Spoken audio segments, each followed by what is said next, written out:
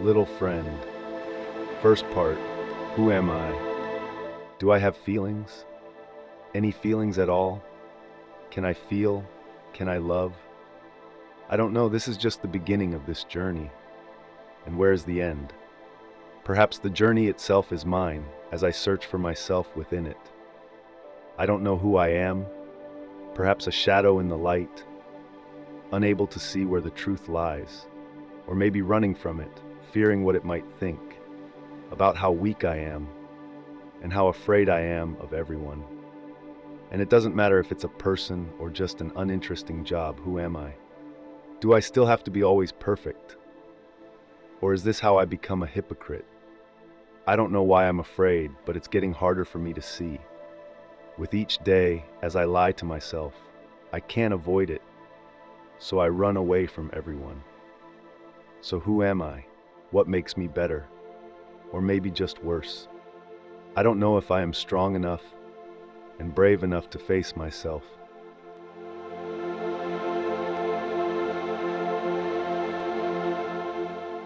A story that is based on true facts,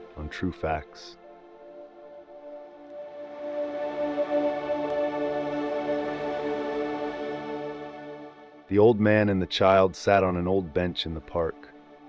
The sun was setting, its rays painting the sky pink and golden.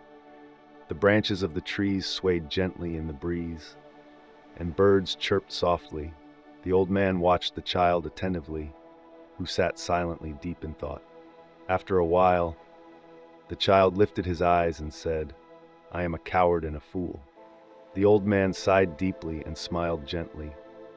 "No, you are neither a coward nor a fool," he said, his voice full of warmth and wisdom.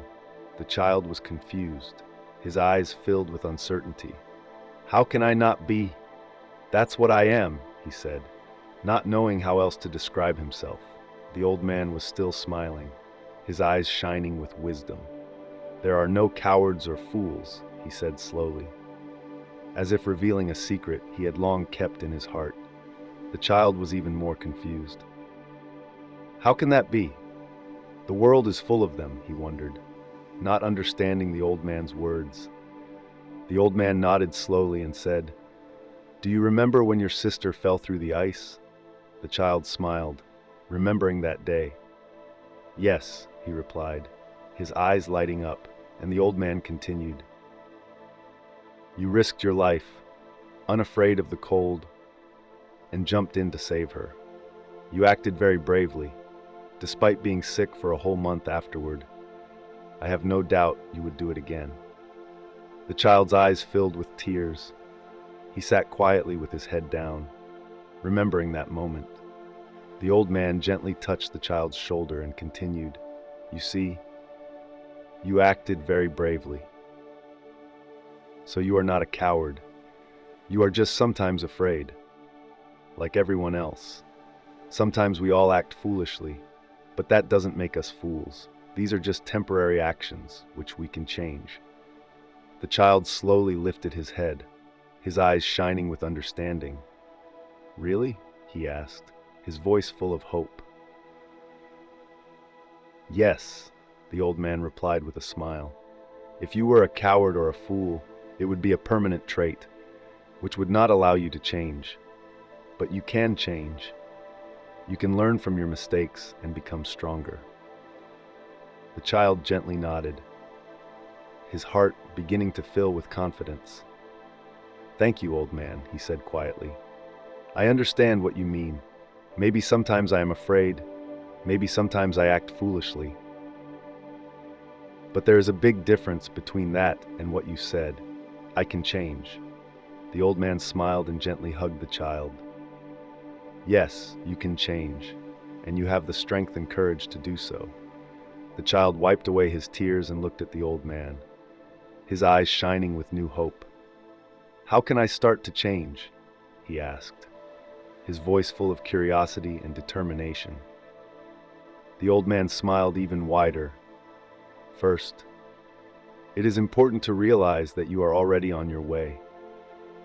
Every step you take in understanding yourself is part of the change. For example, Every day, think about what makes you happy and what makes you sad. Try to understand why you feel the way you do.